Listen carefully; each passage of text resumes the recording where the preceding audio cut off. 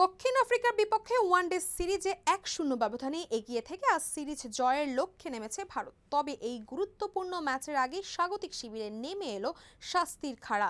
প্রথম ওয়ানডে ম্যাচে আইসিসির আচরণবিধি লঙ্ঘনের অভিযোগে অভিযুক্ত হয়েছেন ভারতীয় তরুণ পেসার হর্ষিত রানা।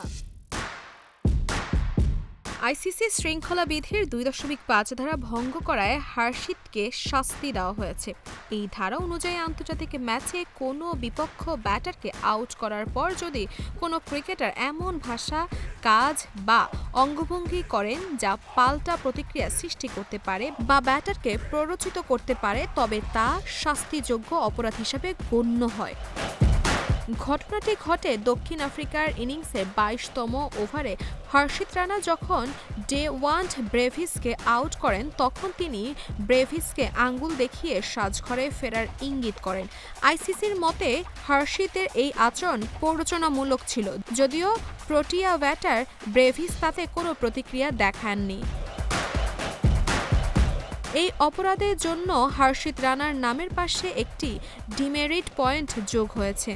জানা গেছে গত 24 মাসের মধ্যে এটাই হর্ষিতের প্রথম অপরাধ। সেই কারণে গুরুতর কোনো শাস্তির মুখে তাকে পড়তে হয়নি। তবে ভবিষ্যতে একই ধরনের আচরণ করলে শাস্তির মাত্রা বাড়তে পারে। ম্যাচ রেফারি রিচি রিচার্ডসনের সিদ্ধান্ত মেনে নিয়েছেন হর্ষিত রানা, ফলে এই বিষয়ে আর কোনো আনুষ্ঠানিক শুনানির প্রয়োজন পড়েনি। উল্লেখ্য, প্রথম ওয়ানডে ম্যাচে ভারত দক্ষিণ আফ্রিকাকে 17 রানে পরাজিত করেছিল।